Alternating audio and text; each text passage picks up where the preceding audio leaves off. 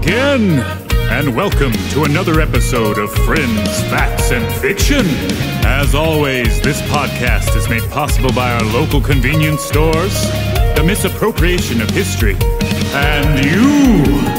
And now to your hosts, Justin Hammonds, Brant Bramlett, and Drew Shellnut. What's up? What's happening, world? This is a podcast called Friends, Facts, and Fiction, episode 11, season 6, more shit in the mix. I believe that's what I said. I think I did this last time. Yes, that's what it is. More shit in the mix.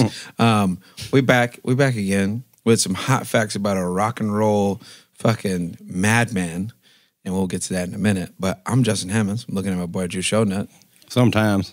And my boy Grant Bramlett. Every times. And we back in the building, man. Hope y'all enjoyed the reincarnation episode. It was interesting, to say the least. Yeah, we back, man. We back in the building, bro. Trying to dodge this heat. Just trying to stay cool out in these streets. And it's changing. Look, it is. I'm now that person. I have seen the angle of the sun change. My boy's like, so it's about to get cooler because the sun has shifted a little bit. All right, just letting y'all know. He's reading Former's Almanac and some more shit, bro. And I'm also out there early as fuck in the morning, and I'm usually out there late afternoon, early evening. Gotcha. You know? I'm pretty in tune with whatever as you should version be, of nature is in. Bro, you've been outside Nashville. every day this summer. You know what I mean? Should be in tune with it at this point. Yeah. Which, you know, all that aside, there are many times where I'm thinking, like, what the fuck did I get myself into? Oh, of course. I mean, this was like a massive, like, Roomba hit the wall, take a left turn, of course, and possibly go down the stairs kind of a deal. But I'm going to find a way. If I always do. Some shit stops, I'm going to find a way. Well, I think we're all three the same. My life in that way of life. My life is crazy different than it was 4 years ago. You know, but I like it. Yeah, me as well, bro. It's better than it was. You know. Yeah, I've figured out that I can't fall downstairs anymore without a hematoma. Yeah. I've got one on my hip. That's true. That you told us that a few weeks the ago. reincarnation episode. No, it's gotten worse. It's gotten worse? No, it's gotten worse. I thought it was getting better. No. You would think so. Did you fall down again? As the late great John Lennon would say, "Time wounds all hills." Time wounds all hills. Yeah, right. For sure. There we go. Like sure. He's a very lighthearted guy. I look real like bright and cheery. So apparently, I went and got a BBL wounds all hills. Just on one side. And for all you guys out there, that's a Brazilian butt lift. Yeah, the BBL. And I only have it on one side now. So when I get naked and stand in front of the mirror, there's one hip that looks like, damn. And there's one hip that looks like, oh, white boy. So, like, I've got that rocking for me right now. I have to just, like, angle myself. Turn up. And be like, you look good today, girl. Hey. And then, the other one, I'm like, fans. shit, dog, you might need to go cut some grass. Yeah. You know, like. It's time for the OnlyFans, my boy. Straight up. Yeah, no, yeah, like, look at this hip.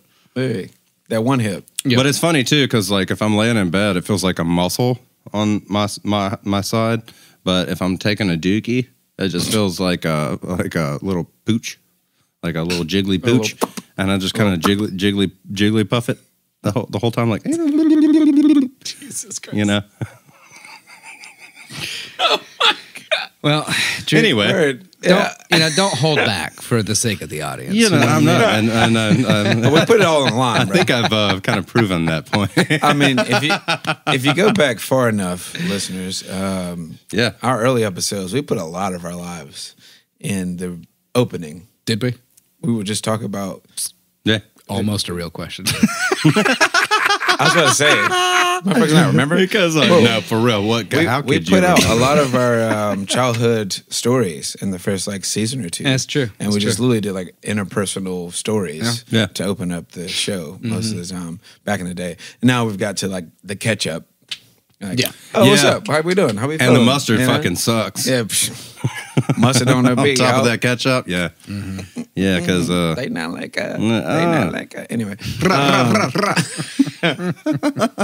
Yeah, we rhyme with Kendrick. Anyway, so yeah, man, I'm glad y'all back. I'm glad y'all listening. Subscribe, hit the like button, 5-star review, tell your mama, auntie, uncle, cousin, whatever. Email us at friends.facts.fiction@gmail.com for all your reviews or any suggestions you want us to do an episode on, because there's so many crazy stories in this world. And the rest of this year, I think we're going to get into a little more of some facts, fiction, maybe, or some fiction fact, maybe, very soon. More conspiratorial shit, leaning on the reincarnation, but like there might be some interworld beings. There might be some. You going fun on that? There might be some portals or some shit happening. There might be a cave or some shit. Caves. Who knows? Oh, that's true. There might be some wild shit happening. So just stay tuned. Stay locked in. But I hope y'all are good out there. Are we? Everybody feeling good? Yeah. Did I just do that? I just did this. Speaking of caves, my wife and I actually call my cat's butthole the Cave of Wonders. So there's that. I'm not going to follow up. Yeah, there's no need. All right. Well, cool. Hot facts. The diamond in the rough. Don't look for that shit, motherfucker. Those are hot facts. Those are hot facts. This is gonna be a fun episode, guys. We're locked in. We're locked in. Locked out. So I'd say for you, go ahead and lock in. You know, get ready for these hot facts. You know, turn it up a little bit. Take a sip of wine if you're chilling or driving, as Grant would say. But yeah, yes. These hot facts is about to drop on the tops of your heads. You know what I'm saying? Anyway, G, what you got for us, bro? Well, with this episode, I'm going to be pushing the boundaries of separating art from the artist. All right. Today, here we go. Is the rock and roll icon.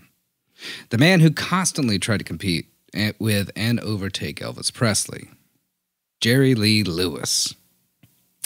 Crazy. He fucked up, y'all. Bro, Wild, I got to see him live. Which is awesome. Years ago. And they basically carried his ass out to his piano. And he killed it. But he was old as a rock.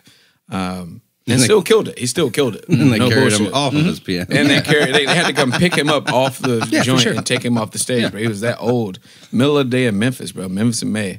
Yeah, that shit was crazy, bro. But legend, but a fucking maniac. Wild boy. Yeah. A wild boy. Anyway, Grant. Did he assaulted his bandmates on the bandstand, shot his bass player at a party. Roll Tide. And probably, or allegedly, killed a couple of his wives. See, that's the interesting part. All right now. All the other shit was like 60s bullshit. Yeah. But like killing wives. Sometimes you got to shoot a bass player too. I mean, me as a bass player, I realize like we need to be shut up sometimes. So, bro, just a little shot to the foot. You're good, bro. Yeah. Just you shut can sit up. down and play the bass. Just dum, and without the talking, you know? You can sit down and play the bass, bro. That's cool. So I'm gonna start off this bitch with a pretty bitchin' little quote on a book that I found that I liked a lot. But this is like, I think one of the opening things. He was still a boy then. One day, when he was 9 or 10, he stood on the levee beside his mother and father as one more party boat pushed against the current. Well-dressed people laughing on the deck. Sage in the middle of the Black River. They raised their glasses in a mocking toast to the family ashore. They tipped their mint juleps at us. Tipped 'em up, he says, and smiled the faintest bit to prove how little it matters to him after so much time. But it mattered to the man and woman beside him.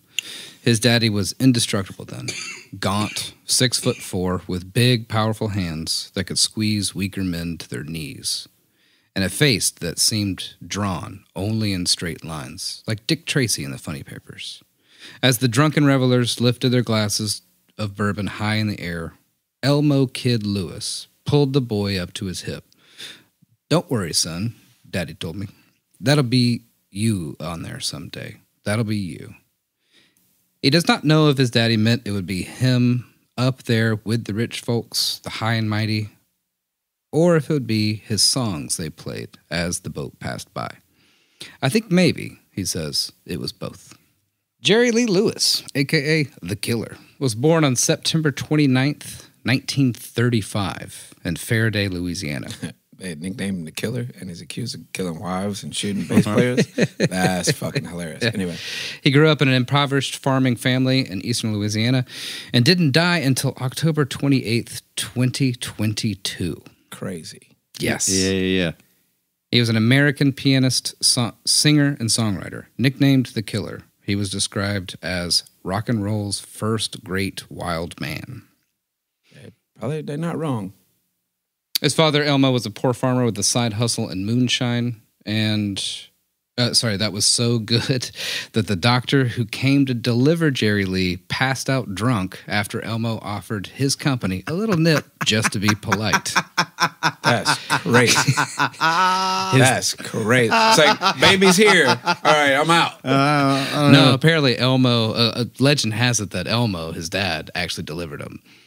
Because the doctor was passed out in the other room. I was like, man, yeah, she's contracting right now. You want to hit a little bit of this hooch real quick? This hooch is well, fucking it was company. strong. You know what I mean? It was company. Yeah. And, Different times, man. Yeah. Different times. His mother, Mamie, a God-fearing music lover, was so deeply Pentecostal, she never cursed, wore makeup, or drank. The family was devastated when Jerry's older brother was killed by a drunk driver when he was 8. Jerry Lee was 4. It was to prove the first tragedy of many. Jerry Lee quickly started showing who he was going to grow into. He was a terrible worker, skipped school more than he went. He was constantly scaring his parents by hopping on moving trains, climbing on suspension bridges, and walking the cables like a tightrope. Or stealing the farm's tractor for a joyride without knowing how to shift the gears. It sounds like all of us is. I was about to say, like, so far we're on par. Besides losing a brother, pretty familiar. I don't know. I was about to say that sounds like me in the country where I grew up. Anyway, by the way, I'm pretty sure he blew up the engine of that tractor. But not shifting the gears. Yeah, that'll happen. Transmission's fucked for sure. According to like his dad or stories from back then, it was like making this horrible, horrible grinding sound. Smoke is pouring out of it everywhere. Mm-hmm. He's like 8. Yeah. You know, and his dad's just like, what in the living fuck are you doing? I was like, hey, Diddy, I learned how to drive a tractor. You know, just picture the steering wheel being like the size of him, just like trying to control it. And he's so happy that he's actually moving, and his dad's just pissed the fuck off because he's fucking the tractor up. Of course. But he, like an oddly high percentage of his incestuous, poor, mostly farming clan, did have an incredible, quote, God-given knack for music. So when Lewis turned 7, his father mortgaged the house for $250. Oof. Jesus in Christ. order to buy him a piano. Man, what a great time. Because that was the only thing he fucking did. Like, he was either pure chaos or it was just rooted at the piano. Get him a fucking piano. We'll mortgage the house. I'm telling you, when I seen him live, bro, he was damn near incoherent, and he sat at the piano and just locked in. Right. And then he went back to, I'm old and decrepit, and they dragged him off stage. Yeah. Like, straight up. 100%. Like, he was locked in when he got to piano. Elmo recognized his son's potential. He bought a pickup truck, put the piano on it, and the pair of them bust their way around the South. One legend goes, "Kill him dead," said his mother, and the killer's lifelong nickname stuck. Another legend around the nickname, which I kind of prefer, is when he was sent to the principal's office for strangling his 7th grade teacher with his own tie. Whoa. 7th grade?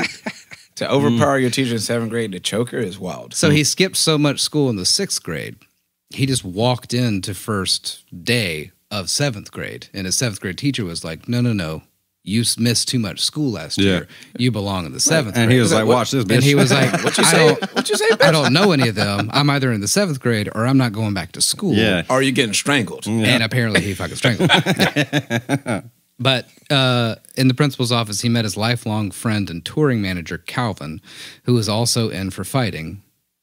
Calvin, at that point, called him Killer, and it stuck. Of course. So we got 2 different options, both good. Second one I prefer. Second one is best. Yeah, it's better. Yeah. Strangling your teacher is wild. Yeah. Yeah. Right. I just flirted with my teacher. What's going on? You're doing a lot. A pioneer of rock and roll and rockabilly music, Lewis made his first recordings in 1952 when he was 17 at Cosimo Matassa's J&M studio in New Orleans, Louisiana. In early recordings in 1956 when he was 21 at Sun Records in Memphis, Tennessee. Crazy Arms sold 300,000 copies in the southern United States, but it was his 1957 hit Whole Lot of Shakin' Going On that shot Lewis to worldwide fame. He had a dozen gold records in rock and country. He won 4 Grammys, including a Grammy Lifetime Achievement Award and 2 Grammy Hall of Fame awards. Lewis was inducted into the inaugural class of the Rock and Roll Hall of Fame in 1986. And his pioneering contribution to the genre is recognized by the Rockabilly Hall of Fame. Of course, bro. He's a fucking legend. Yeah. He was also a member of the inaugural class inducted into the Memphis Music Hall of Fame. He was inducted into the Country Music Hall of Fame in 2022.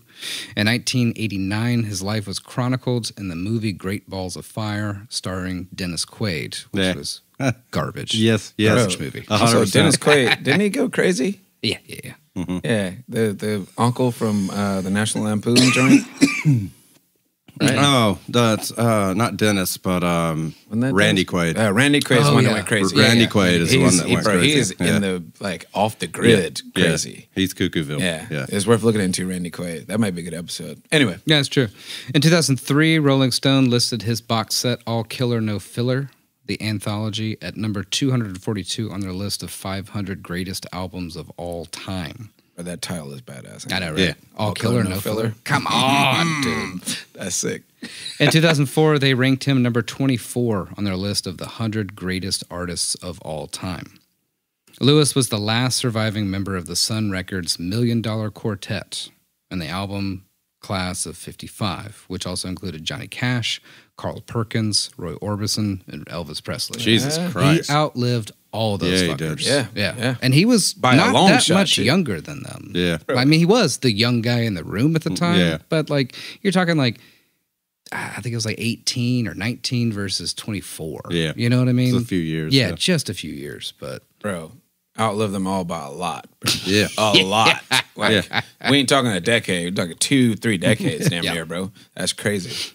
a music critic, Robert Christgau, I believe, said of Lewis, his drive, his timing, his offhand vocal power, his unmistakable boogie-woogie plus piano, and his absolute confidence in the face of the void made Jerry Lee the quintessential rock and roller.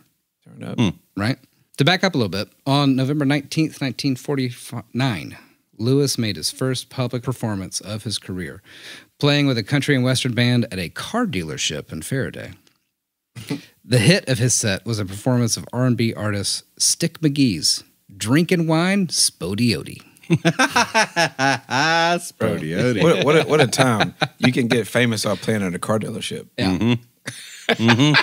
His mom was That's crazy. His mom was like impressed, but also kind of freaked out because the song that really got the bumpkins going wild was a song about drinking wine and then some nonsense words, Spodiote. And again, she's Pentecostal as fuck. She's sober as a bird. So she enrolled him at the Southwest Bible Institute in Waxahachie, Texas, so that he could sing evangelical songs exclusively. When Lewis daringly played a boogie-woogie rendition of My God is Real at a church assembly, it ended his association with the school that same night. That's reminiscent, like years later, when Jimi Hendrix played with Ronald Isley and the Isley Brothers, and he did like his own like, and they kicked him off the tour. So this is the beginning of the villain art. Right? Like, this is the origin of the villain arc, bro. Right? It's like some Back to the Future shit. Yeah. Right. Seriously, though. Yeah. He was ahead of his time in a lot of ways. Perry Green, the president of the student body, related how during a talent show, Lewis played some, quote, worldly music, which, by the way, means black music. Yeah. The next morning, the dean of the school called Lewis and Green into his office to expel them. After that incident, he went home and started playing at clubs in and around Faraday and Natchez, Mississippi, becoming part of the burgeoning new rock and roll sound and cutting his first demo recording in 1952, like I said earlier, in New Orleans. By the way, when he was expelled, apparently he told the dean, I'll be back. Yeah. I'm coming back in 2 weeks. And according to Jerry Lee, he just wanted the dean to watch the gate like 2 weeks later for several days. Yeah. Hoping that he's not going to show up, but expecting him to show up. Yeah. He knew when he left, he'd never come back. He just wanted to fuck with him. Yeah. And he was a kid. Let me hunt you real quick, bro. Yeah. I'm telling you, beginning of the villain arc, bro. He's a fucking villain, dog. Straight up. Around 1955, he traveled to Nashville, where he played in clubs and attempted to build interest, but was turned down by the Grand Ole Opry because he was already at this like Louisiana hayride country stage and radio show in Shreveport, so they didn't want the competition, I guess. But also, apparently, a lot of like old Nashville was like, boy, you got to learn to play the guitar. Yeah. We ain't got time for no piano players. Yeah. Play the guitar, kind of a thing. Yeah, Grand Ole Opry is known for country singers with guitars. Right. Yeah. Not pianos. Yeah. So he then traveled to Memphis to audition for Sun Records. The label owner, Sam Phillips, was in Florida, but the producer and engineer, Jack Clement, recorded Lewis's rendition of Ray Price's Crazy Arms and his own composition, Into the Road.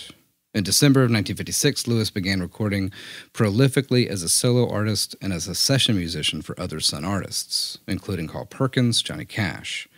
His distinctive piano playing can be heard on many tracks recorded at the Sun in late 1956 and early 1957, including Carl Perkins' Matchbox, Your True Love, and Put Your Cat Clothes On, and Billy Lee Riley's Flying Saucers Rock and Roll.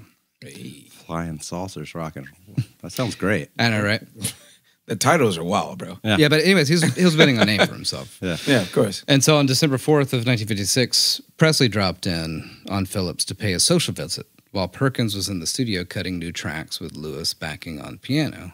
Johnny Cash was also there watching Perkins. The four then started an impromptu jam session, and Phillips left the tape running. Bro, what? Right? Yeah. Hold on. Right? What? Carl Perkins, Johnny Cash, Elvis Presley, and Johnny Lee are just like kicking it. And it's like, let's do some shit. Yeah. Is this out? Oh, yeah. It's the $1 Million Quartet, as they call it. I ain't heard this shit. Right? Anyway. These recordings, almost half of which were gospel songs, were released on a CD as $1 Million Quartet. Tracks also include Elvis Presley's Don't Be Cruel and Paralyzed, Chuck Berry's Brown-Eyed Handsome Man, and Pat Boone's Don't Forbid Me. Lewis's own singles, which he was billed as Jerry Lee Lewis and his Pumping Piano. The pumping piano is wild. Yeah. That's the, He pumped that piano. All right. Pumping piano.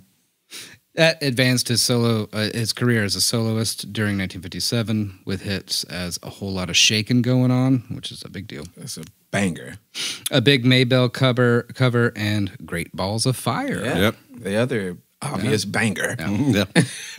Which obviously was his biggest hit, bringing him international fame and criticism of the songs, which prompted some radio stations to boycott them. In 2000, in that time frame, yes, that was very provocative.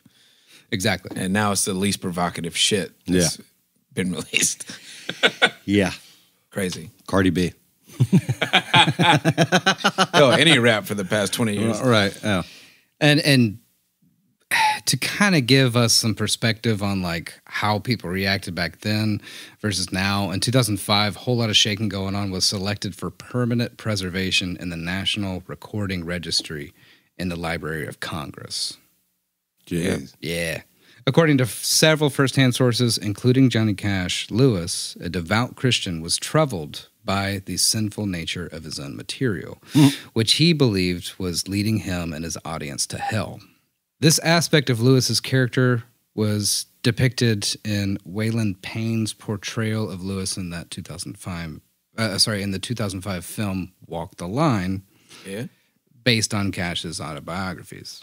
As part of his stage act, Lewis pounded the keys with his heel, kicked the piano bench aside, played standing, raking his hands up and down the keys, sat on the keyboard, stood on the piano.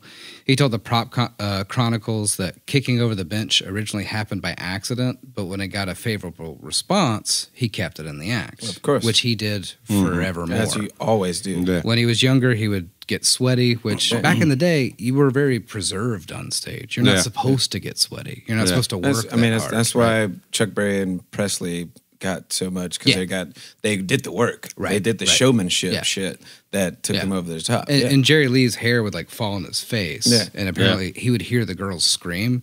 And so he did it more. Yeah. You know what I mean? He kicked the bench over. He heard the girls scream. He did it more. As a front man, when you find some shit that works, you always pull that out. Yeah. You always pull that out. His inaugural television appearance, which apparently he didn't give a fuck about. Yeah. Like in the book I read, which is basically an interview of him, you could tell the guy that wrote the book that interviewed him was kind of scared of him the whole time. That's funny. Because he's probably on whatever shit they were on back then, and he's just like, locked eyes.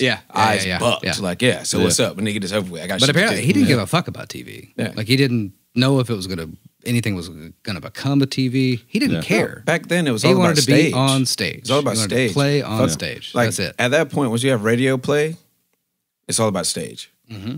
Yeah, because TV killed the radio star. It's the whole shit. Yeah, but like still to this day, as of now in music industry, if you're not on stage, you're not gonna do shit. Yeah, like TV don't even matter anymore. Yeah, you know what I mean. So he wasn't wrong.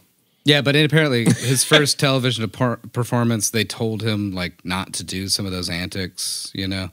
Like don't kick the stool over, don't shake too much, don't sweat too much, whatever. And he did all of it. Didn't give a fuck. Nationwide coverage, so they're worried about the company. Yeah, it was on the Steve Allen show in July 28th, 1957. And rumor has it that Steve Allen actually liked it. Yeah. But the FCC hated it. Yeah, of course. And Steve Allen apparently told one of his stagehands to toss the bench back over.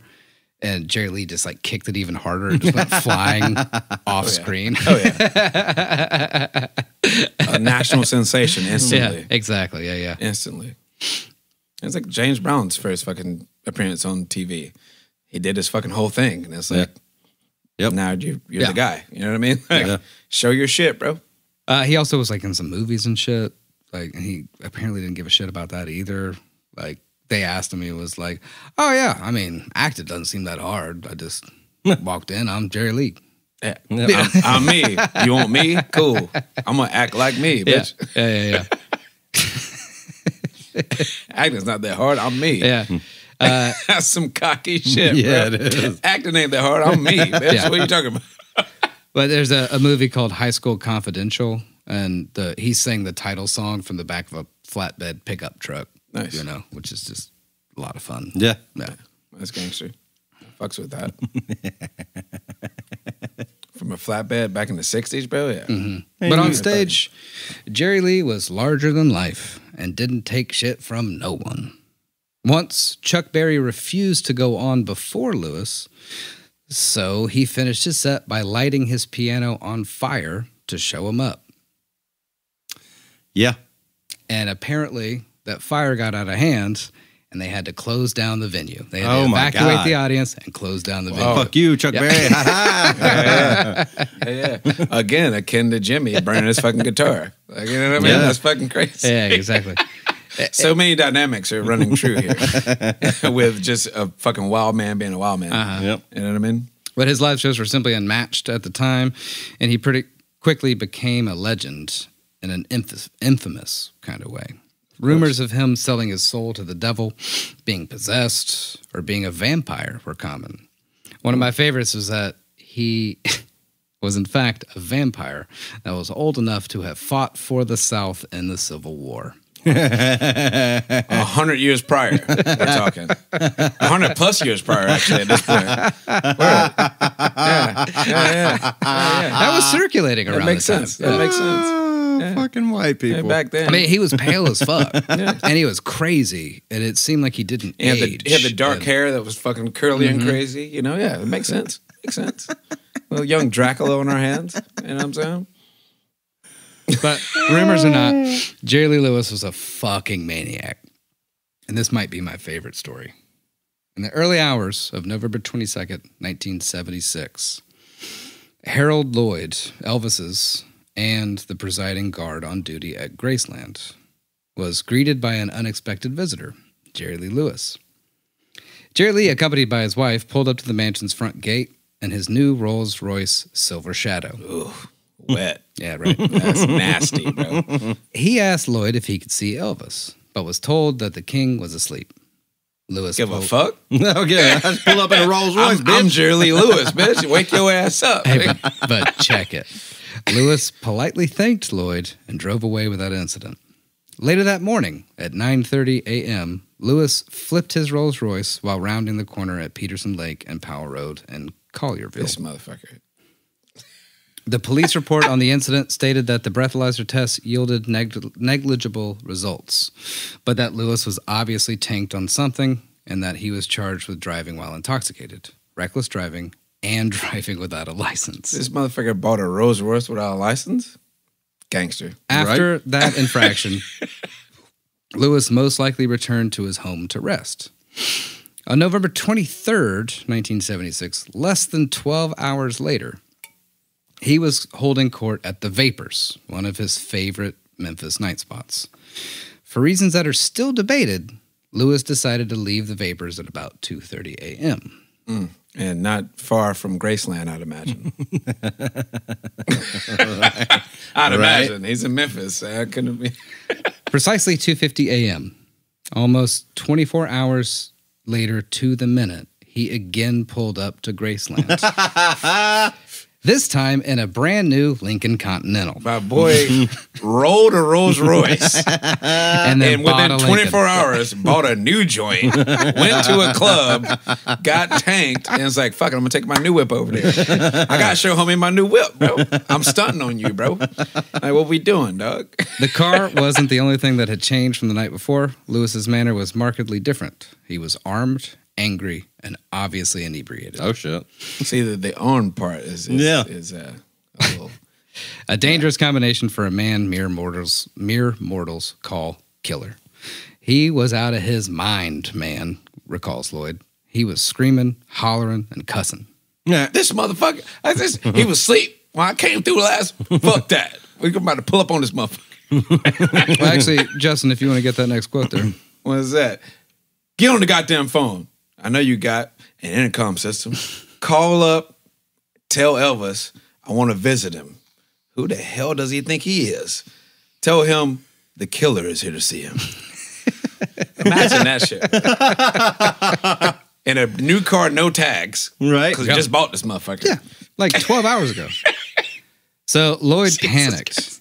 I just put my hands up in the air and said, okay, Jerry, just take it easy. He's probably pointing a gun at him, too. But Lloyd retreated to the guard booth, picked up the house phone. One of the boys answered, and Lloyd apprised him of the situation. Lloyd was advised to call the cops and wasted no time in doing so. Moments later, Elvis rang down to the guard booth. Lloyd recalls their conversation precisely.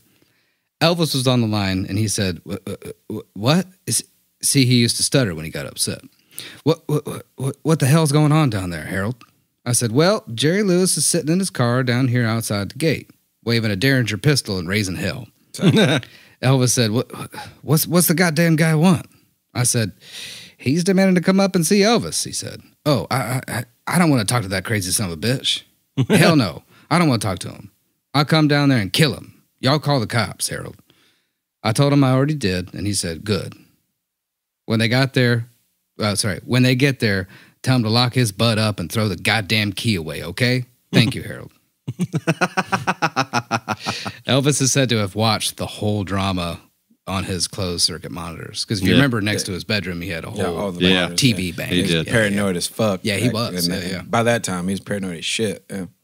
Officer Billy J. Kirkpatrick was the first to arrive on the scene. Though Lewis was still seated in his car, Kirkpatrick knew that he was armed and approached with caution. My boy Billy K. That's my boy right there. The Lincolns, Billy Kirk. Oh, Billy Kirk. Oh, B. Kirk. That's my guy. Oh, Big Kirk. Oh, B.J. Kirk. Oh, B.J. Kirk, my boy.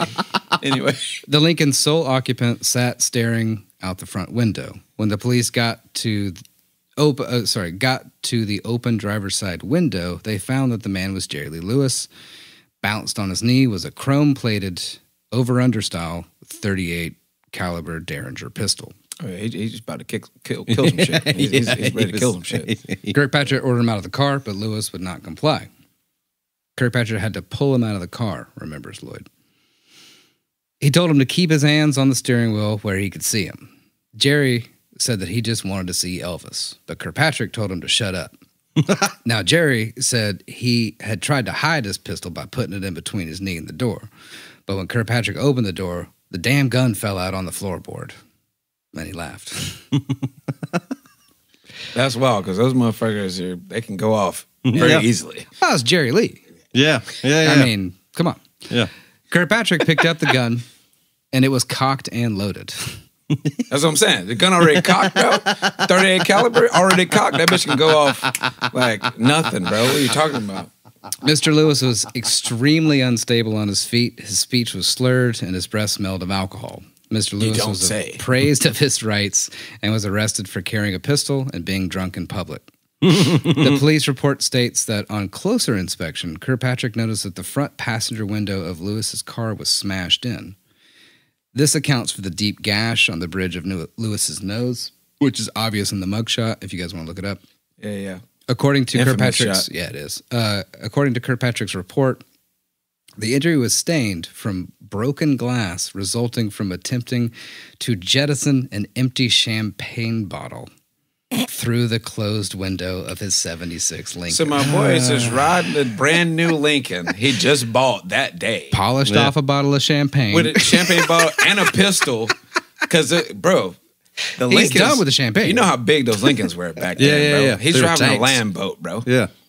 And didn't realize his passenger window wasn't down He's just and like, tried to "Bing." toss that bitch. He's just like, fuck it. And just kept riding. Kept driving like nothing was wrong. That hurt. All right, Bro. we're good. That was a weird sound. Anyway. Kirkpatrick and the other 4 officers took Lewis away immediately. But Lloyd would receive another visitor before night's end. He explains when the wrecker came down and towed away Jerry's car at approximately 4 a.m., they hadn't had much more than gotten out of sight when another car comes a-flying up the driveway and 2 guys got out. I recognized one of them as Jerry Lee's dad. Oh, Jesus Christ. My boy done called his pops like, hey, go pick up my 76. I just bought it this afternoon. There's 76 in there. Go pick that up at old Graceland, old Elvis's crib. Yeah, right. You know where you stay. Yeah. So... That's Still, fucking wild, bro. This is the guard. That's fucking crazy. I know, dude. This is Lloyd, the guard, still accounting this. He was laughing about Elmo. He was laughing, saying, ha, ha, ha, ain't this some crap, man. I just got word that they taking my son to jail. This guy with me here, he just got me out of Hernando jail. I just got out. And Jerry done gone ahead. Sure enough, Elmo Lewis, age 78, was arrested at 7:30 p.m. on the 21st for speeding and driving while intoxicated. That's insane. Same day shit. So they missed each other in like passing of getting out and going in. He spent 2 That's nights crazy. in jail and failed to make his court appearance scheduled for the morning of the 23rd. Like course he father, like son. Of course he did. Indeed. He's like, fuck court. I got to pick up my son's Lincoln. What are we doing? Yeah, right. Talking about court for a Yeah. It was a 76 Lincoln at Graceland. I need to go get. I'll be back for court. Figure it out. So at this point, I'm kind of jumping ahead. I just love that story so much. That's but, a crazy fucking story, bro. you know, Jerry Lee at this He point tried to was, kill him twice. like world renowned, At least once. massively famous. We'll get into it a little bit, but like, you know, he has crazy ebbs and flows in his fame and notoriety, but was good at making money. Yeah. He knew how to.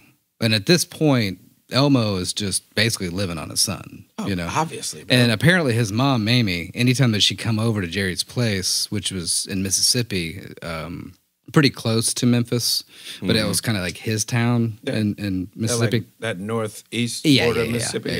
Yeah. He had a whole bunch of new cars all the time. And apparently his obviously, mom, bro. Mamie, would just steal one. And he would call her up and be like, did you take that car? She's like, yeah, it's mine now. Did you take that Lincoln? Yeah, I bought another one. Yeah, Fuck yeah. it. Let's go. Whatever. You good, moms. But anyways, when Elvis died, Jerry Lee was quoted as, I was glad, man. Just another one out of the way. I mean, Elvis this, Elvis that. What the shit did Elvis do other than take dope that I couldn't get a hold of? Okay.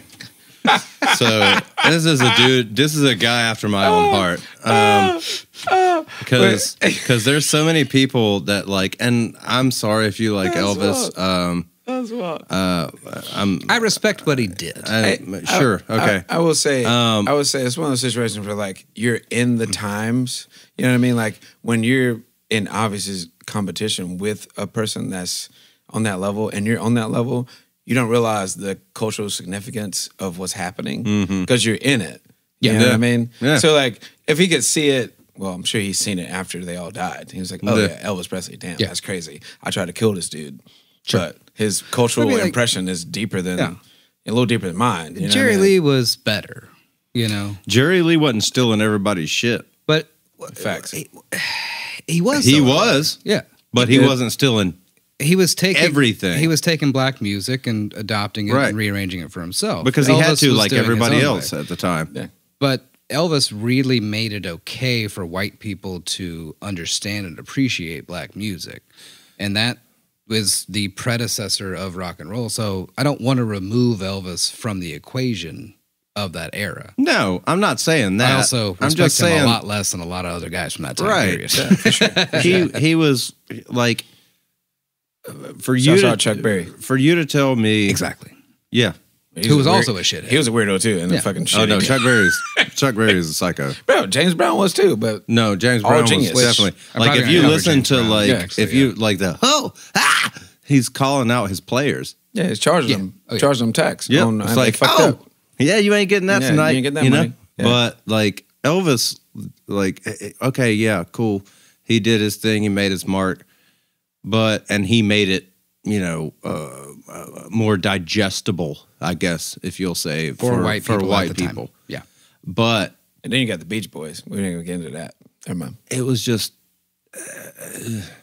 it was thievery, like first degree thievery. At the utmost, man. Like Chuck Berry was going into jail, and then Elvis Presley just blew up off of most of his arrangements. Yeah.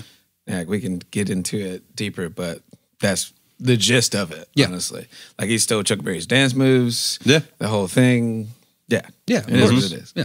Yeah. It is what it is. But we'll actually get into a lot of that, I think. I think I have it written down.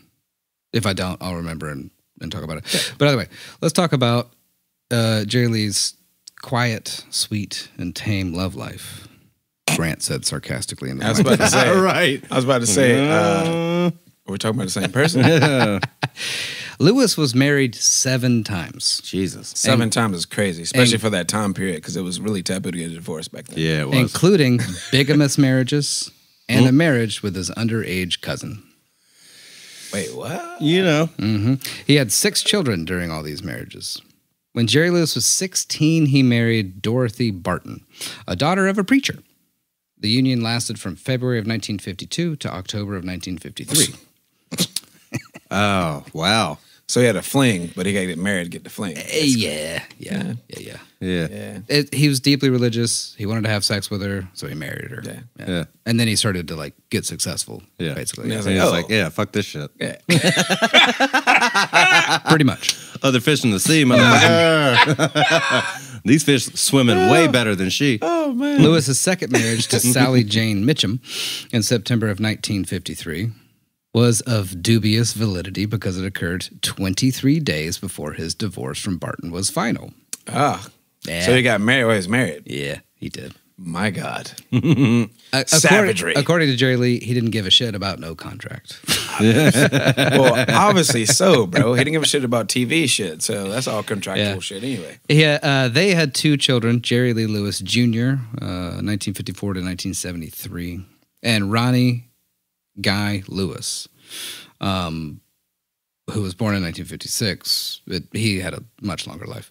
After 4 years, he filed for divorce in October of 1957.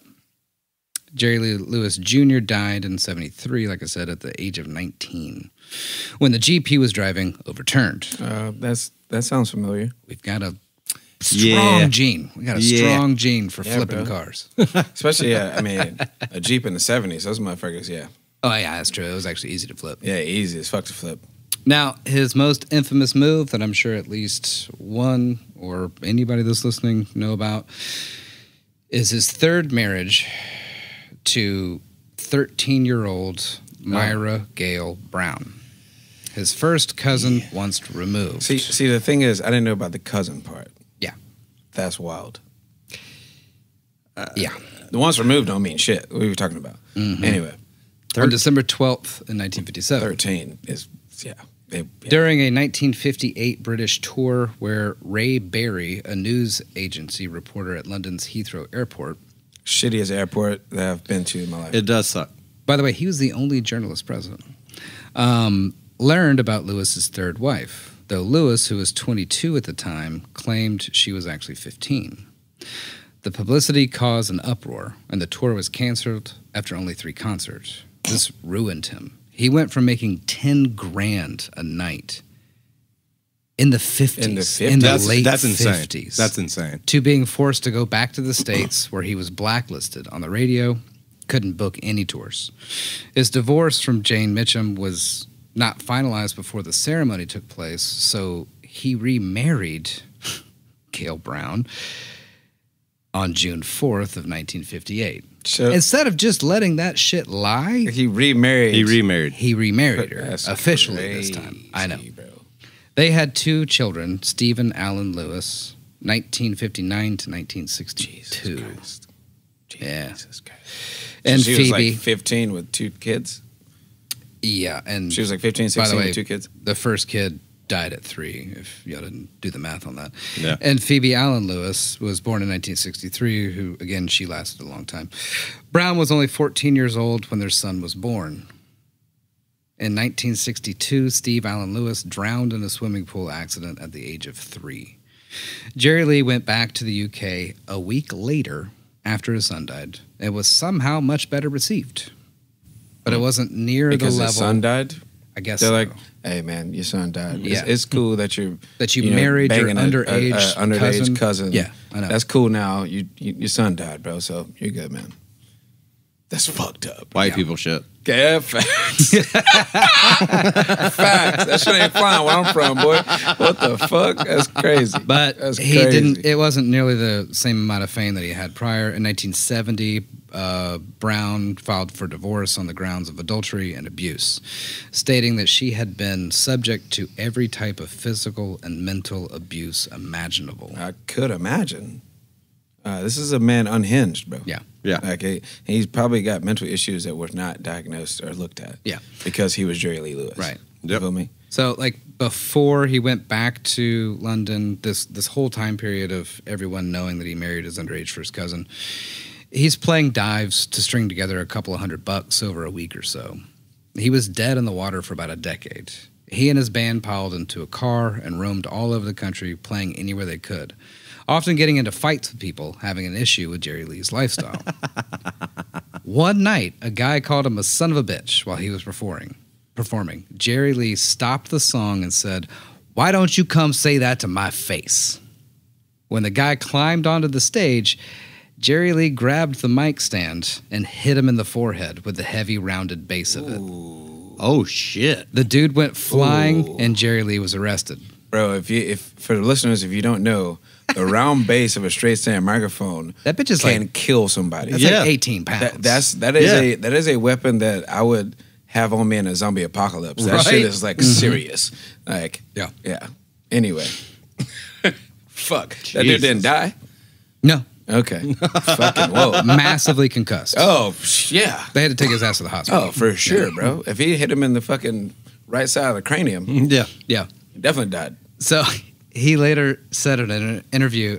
He said in an interview later in life, that kind of thing happened all the time. These folks just wanted to see if they could take on the killer, and that it was better if he handled it, because Calvin, his road manager, who gave him his nickname, was real quick with a knife. So Jerry Lee's doing this guy a solid by smacking him in the head with in the turn, microphone. I'm saving your life, bro. I gotta do this. I gotta knock your ass out. You about to get shanked in the kidneys. Because I don't want you Calvin's to gonna die. kill you. I don't want you to die. I don't want you to die. It said like Muddy Waters got his first gig by pointing a gun at a dude on stage, and they just got off stage and he performed. Yeah, it's a legend of crazy. Anyway, So after this time of road dogging it, Jerry Lee developed a pretty good speed and booze habit. But he also reintroduced himself as a country singer. And the hits started coming again. Between 1968 and 1977, he put 17 top 10 hits on the country charts. that's wild. The fame and money came back in a rush. As long as his fourth wife, Jaron Elizabeth Gunn Pate, who was married to him from 71 to 82, kept her damn hands off of it. And the IRS. Because the boy ain't paying taxes, I'm sure. So he was stashing his cash in shoeboxes. Yep, facts. I seen that coming, bro. Yeah, he ain't paying taxes. Fuck that. And for now, he was back on top. They hit the road again just as hard, but this time to larger and larger crowds. More and more money per night, and more drugs, baby. Started simply with some pills dissolved in a glass of whiskey, and then it was a bit of a blur. Crisscrossing the country, going to Europe, late night shows, some acting sprinkled in still. He bought a jet, then a faster jet. Boy getting bread. Yeah. His dad, Elmo, was happily tagging along, abusing hotel room service, and one time drunkenly stole a limo at the tarmac at an airport and crashed it a mile down the road. That's wild, bro. He slipped into the back and convinced the cops that he was just sitting in the back waiting for his son, the famous Jerry Lee Lewis, to get in, and some damn fool stole it and took off with it with him in the back. That's, bro. The apple don't fall too far, bro. The apple don't fall too far. That's crazy, bro. Also, the wherewithal, 'cause I'm sure he was fucked up. The wherewithal to be he like, was drunk as hell. Yeah, the wherewithal to be like, oh shit, hold on, how can I fix this? And just like, I mean, what? if y'all want to think back to when Jerry Lee was born, Elmo had moonshine so strong that it killed the doctor. You're right. You know? And he had to deliver his own son. That's wild. Yeah. So now he's drinking good booze and clearly a lot of it. Yeah. Kind of all the time. Tolerance is hella high if you started with moonshine. Yeah, Let's just exactly. be real here. We all know this. But in 1981, his speed habit caught up with him. By the way, he was like literally injecting speed into his stomach. He wasn't popping it. He was. shit. He wasn't popping a vein, but he was just straight going to the into joint. his stomach. Straight to the digestive tract. Yeah. Not good. That's crazy. Oh, it's bad. Not good. The doctors gave him a 50-50 chance to live and removed a portion of his stomach. A little later, he performed a televised special on ABC celebrating his 25-year career. Soon after that, the IRS raided his house for tax evasion. You don't say. Only to find cocaine and weed. You don't say. As well, it's what they were looking for. Man. Which is Shoebox a whole full bunch of- of guys. Goddamn, yeah. Shit. My boy got millions probably stashed in the house and just like doing bumps off shoeboxes with $10,000 in it. Yeah. And now, his fourth wife, about to become his fourth ex, and would have bankrupted him until she mysteriously turns up dead, face down in the pool with no witnesses at the home of a friend with whom she was staying. Several weeks before divorce proceedings could be finalized. Ooh. They had one daughter, Lori Lee Lewis. Dodging some alimony. Jerry Lee claimed that he Suspicious. was nowhere near her the night of the incident and that they weren't even living together for the last few years. But Mary Cathy, or KK, Jones of San Antonio, Texas, testified in court during Lewis's income tax evasion trial in 1984 that Pate lived with Lewis from 1980 to 1983. Ooh. He's on trial Yeah. for tax evasion. Yeah. And a witness comes in and says, By the way, he also probably killed his wife. Yeah. Also, they definitely lived together. Y'all believed his ass a couple years ago, but they were living together. Just letting y'all know. I'm gonna slide that out there. Let y'all do what you will with that. If I dove into how messy this shit was, this would be like a 3-part episode. Right. It's also back then where like fame carried so much weight. Where like they're like, well, this is kind of a national treasure because no doubt he put out some bangers. Yeah, and it's just like, oh no, he didn't. No, he said he wasn't there. He wasn't there. Yeah. Yeah. So after all this, a year later, he married Sean Michelle Stevens, a cocktail server from Michigan, roughly half his age. They married in his backyard overlooking his piano-shaped pool, both in white. However, the honeymoon phase didn't last too long for Jerry Lee and his this go-around. Sean figured out pretty quickly that at this point in his life, Jerry Lee liked to drink a lot. He was also now shooting speed directly into his stomach, still, even after having half of it removed. He also liked his ladies. And on this vice, Sean wasn't having it. When she threatened to leave the first time, he said, "You're my woman. I'll kill you before you leave me." Which caused her to ease back for a little while. But it seemed like the group sex was another line she wouldn't cross, especially when her younger sister was suggested to join in by Jerry Lee. So my boy married Shorty and was like, you know, I like these threesomes and fivesomes and shit. Yeah, I mean, I'm about that life. What about your little sister? Was cracking. Mm-hmm. Yeah. And also, could you imagine? She is half his age. Bro, and this is her younger sister. So, yeah. Probably another 13er, I'd imagine. That's fucking weird, bro. I don't remember actually how young the younger sister was. These motherfuckers were terrible. 77 days after they married, she died. 77 days. The official cause is an accident, but this time it attracted attention. Police records were missing. The EMTs who found her body noticed blood under her broken fingernails, scratches on Jerry Lee's hand, and bruises on her body. Her body was also placed neatly on a fully made bed in one of the guest rooms. Jerry Lee was locked in their master bedroom. When his housekeeper of 10 years knocked, he quickly answered with blood on his robe and slippers. The police are knocking, trying to get him to open the door. His bedroom door's locked. His housekeeper knocks and says, "Hey, Jerry, it's me." He answers the door. That's crazy. And he got some blood on him. Yeah. That's crazy. Yeah. Yeah, that's a classic case of the staircase thing. Uh-huh. Yeah. She fell down the stairs, bro. I don't know. Yeah. There was a pile of bloody clothes in the corner of the bathroom with more blood sprayed on the walls and on the carpet of the bedroom. The nearby Memphis newspaper didn't cover much, but a paper in Detroit interviewed her parents, and a whole bunch of shit started coming out. The biggest is that she called her mom the night of her death in tears, saying that she was going to leave him, but he wouldn't let her. She then called her high school sweetheart, a guy named Scott, who she had gotten back in touch with due to her problematic marriage. Yeah. Sure. Yeah, right. As far as the night in question, the police did not report foul play. And it was looking like a home field advantage grand jury was about to determine there was no foul play. See, Jerry Lee's world was DeSoto County, Mississippi.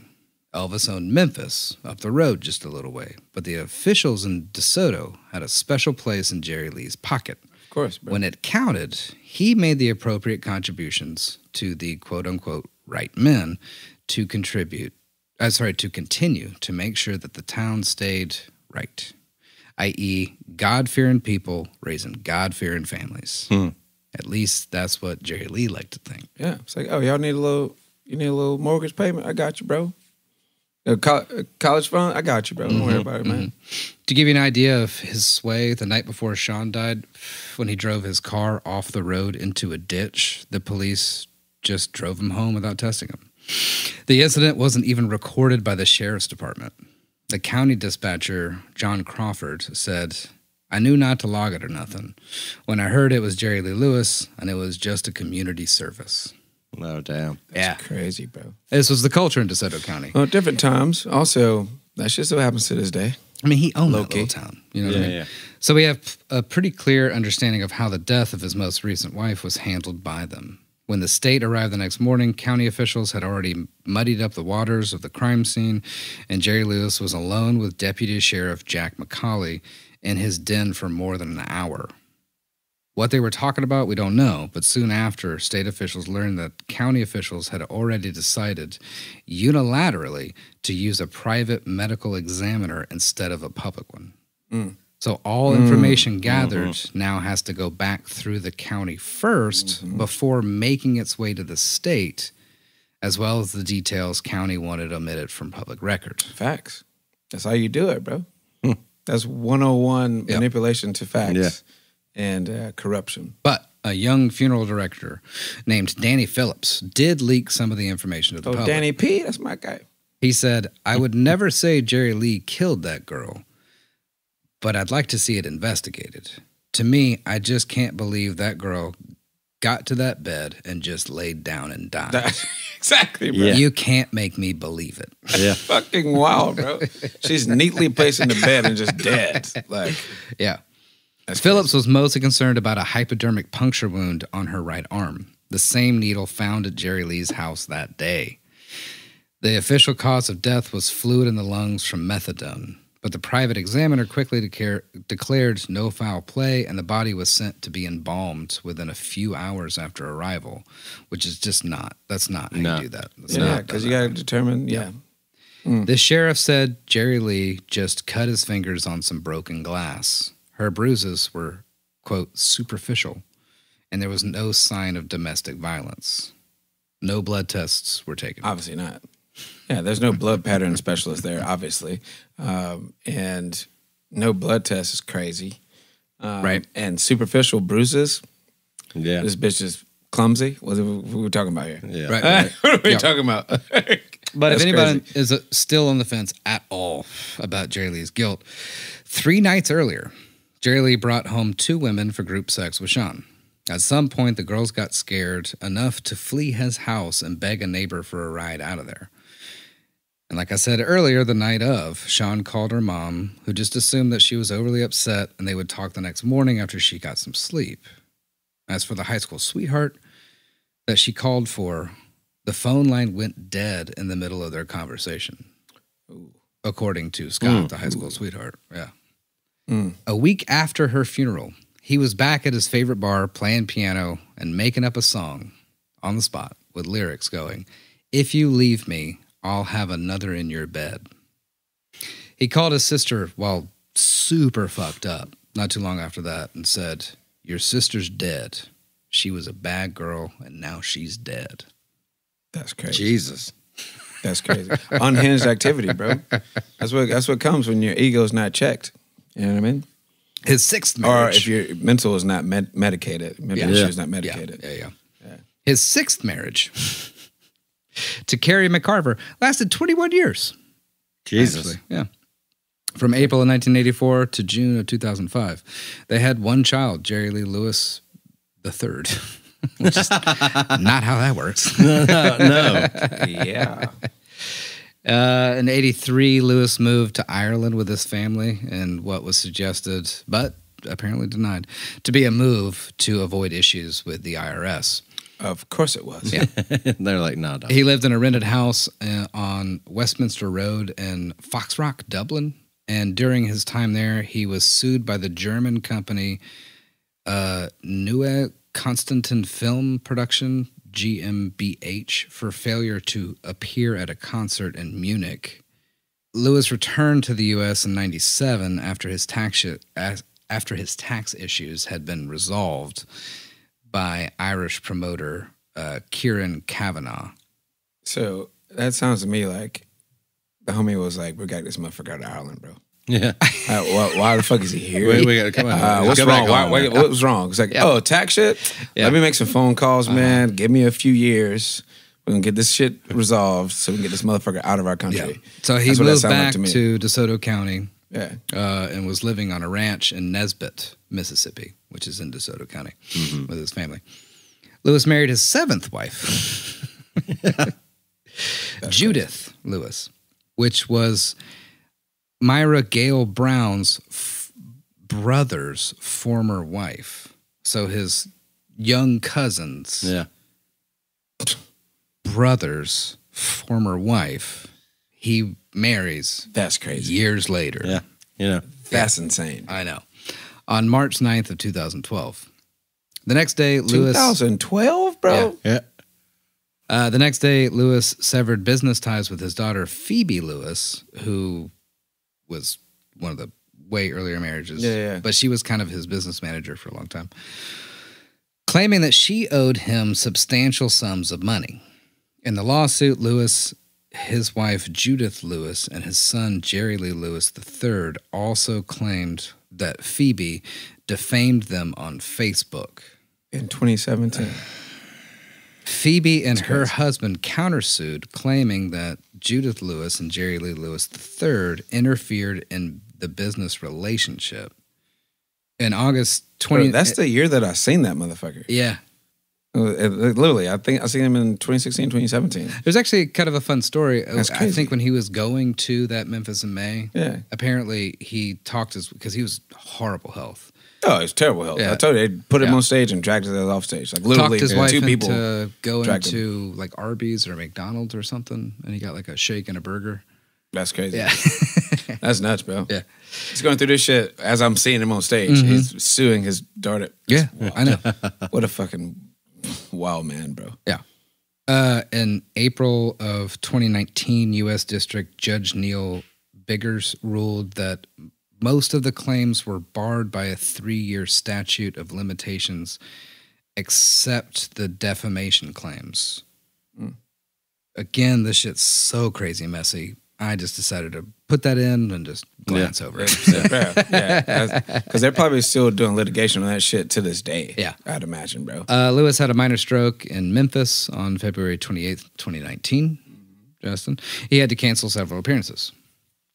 Lewis died at his home October 28th, 2022 in Nesbitt, Mississippi, at the age of 87 and a net worth of $10 to $15 million. Jesus. They're really not sure. That's crazy. Lewis's funeral was held on November 5th of 2022 in his hometown of Faraday, Louisiana. The service was officiated by his cousin and his cousin's son to a relatively small audience, but was broadcasted live on the internet as well as local stations all over the Southeast. Of course it was. It was a whole thing. That's fucking insane, bro. Yeah. As a roller coaster of a life, Dog, bro. it's a mind fuck. This literally the like pure definition of not ever being checked. Yeah. Like, hey, bro, you're fucking up right now. Yeah. This is ridiculous, bro.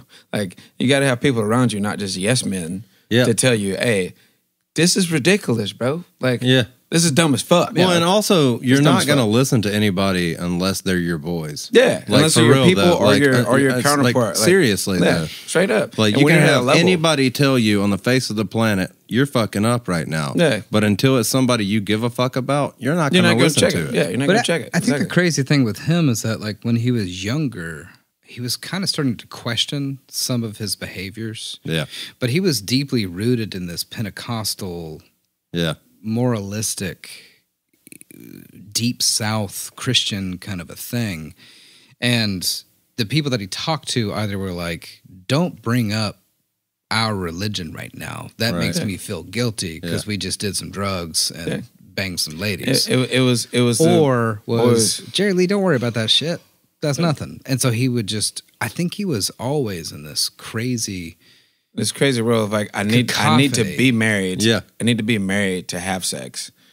And I need to be someone of a stand-up man to the public at all times. Because that's what Deep South religion and Christianity is like. But then when it was like 4, 5, 6, just rapid fire like that. Yeah.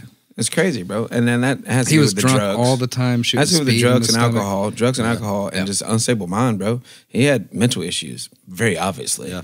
He had mental issues. And, back then, that shit went unchecked. Yeah. It's literally just like, oh, you just have an episode, smoke a cigarette. Yeah. Like, you know what I mean? Yeah. Like, back then, it's like, hey, just have a pack a day. You'll be fine type shit. But, yeah, that's nuts, bro. That's fucking insane. Marrying a 13-year-old is just nuts in the first place.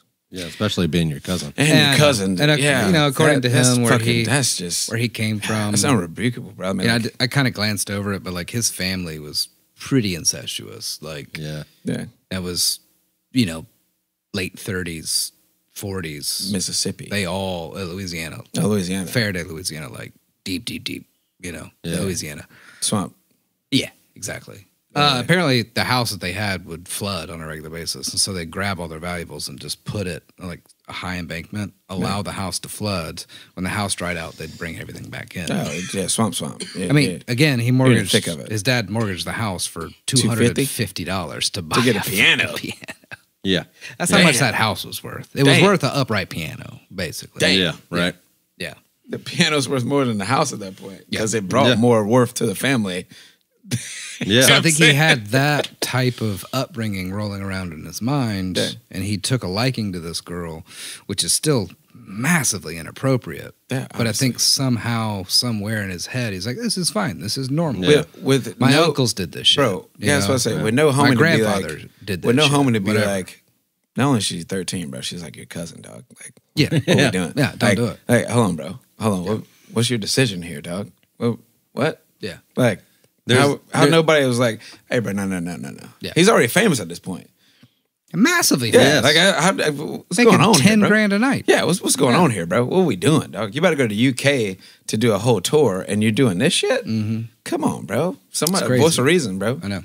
But back then, it was all yes men. It was all yes men. Yeah. It was all yes men. Sure, she Do must you, have man? been throwing it down pretty hard. Dude. That's all I gotta say. I mean, hell, Jesus Christ. she was fucking flipping that whop. Oh, my God. I mean, you know, we grew up together. Anyway. Anyway, what up, girl? No. Massive no. Bam. Massive no. But yeah, that's a crazy fucking story, bro. Yeah, right. I knew some of those tidbits, but I didn't know about the Elvis Presley pull up was crazy. Right. My boy flipped a Bentley. She just rolled that bitch. Nothing happened there. No. Bought another car when he woke up, went to a club and went right back to the homie crib. That's insane. That's fucking just a wild. Honestly, that story alone could have been a whole episode. I mean, with fucking Elvis saying fuck off, that says a lot because Right. he was fucked up. Because he was a wild motherfucker too. That's it, nigga. That was yeah. He was on some wild shit. He was so fucked up on opioids, like he didn't know where he was bro. either. Behind the curtain, that boy was, died on the toilet, man. Come on. I mean, he had Anyway. the fucking Memphis fucking like mafia and shit that he created. Yeah. Like, Bro, it's literally like Elvis could do no wrong. Yeah. And he did a lot of wrong. And he But did anyway. a whole lot. And then Jerry Lee Lewis came through and was just like, "Oh, you think you wrong?" Yeah, I want to be the wrongest motherfucker alive for our era. Yeah. But that's crazy. Damn, Jerry Lee Lewis, man. I hope y'all enjoyed the episode. I mean, I didn't know a bulk of that shit. Hopefully you learned something. Hope you're entertained by our antics. But yeah, that's a fucking wild story, bro. Mm-hmm. It's a wild story. You got any last thoughts? Everybody good? Yeah, shit was crazy, man. Well, I'm Justin Hemmons, and I'm saying love, live life, because it's worth living, y'all. And I'm Drew Shellnut, and I'm saying don't fuck your cousins. Facts. Yeah, really. That's a wonderful takeaway. Facts. Seriously. Yeah. Facts. I guess Grant Bramlett here. People like Jerry Lee, Elvis, fucking Chuck Berry, Jimmy Page, Michael Jackson. The list goes on and on that and one director on boy. and on. If you like their Woody music, Allen? Woody Jesus Allen. Christ. If you like their music, if you like the art that they have put out and the way that it has changed the society that we now live in, Yeah. oftentimes for better, honestly. Yeah. You know, I always liked you. If you think any of those people were actually good people, or on a smaller note, if you have a strong issue with separating the art from the artist, don't know if I loved you so much. You know what I mean? Right. Yeah. It's a difficult Bad thing. people do good things. It's a difficult thing separating the art from the artist, bro. I know it's tough. It really is. That's why I kind of faltered on that point. Yeah. But like, for So, real. I mean, bro, you can go back to like visual cats. Like fucking Picasso was a piece of shit. Oh, he sucked. Fucking He sucked. Van Gogh was a nutcase. You know, you can go. He was all the way tortured. back. Yeah, He was a recluse, tortured guy. Yeah, I wouldn't worry too much about yeah. that. I'm just saying. There was everybody. Anyway, not gonna get too deep into it. Yeah. It's at the end of the episode. But yeah, we love y'all. Remember, art's not the person, and the person ain't the art. But what they did is impacts our lives. Yeah. Massively. I would say so. Because I mean, without Chuck, without James, without Jerry Lee, without Elvis, I mean, the progression that they did in such a rapid time is insane. It'd be different, and personally, I think it'd be worse. Yeah, it definitely would. Yeah. But yeah, man, we love y'all. Hope y'all were informed, entertained, and all that good shit. Make sure you make a difference this week. Hey. And we always loved you. Yeah. Yeah, when we always loved you, man. This has been a podcast called Friends, Facts, and Fiction, and we out. Thanks for listening, and stay tuned for the next installment. Find us on Facebook and Instagram to stay up to date on all things Friends, Facts, and Fiction. Our Instagram handle is friends_facts_fiction. As always, please reach out to us. You can send any of your questions, praise, and fact-checking to friends_facts_fiction@gmail.com. It's important to us to only propagate the truth, and we'll correct any errors we may have made.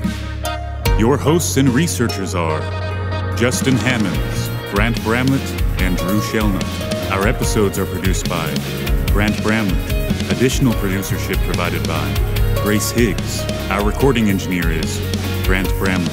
Lighting design is provided by Justin Hammonds. This has been a production of Friends, Facts, and Fiction.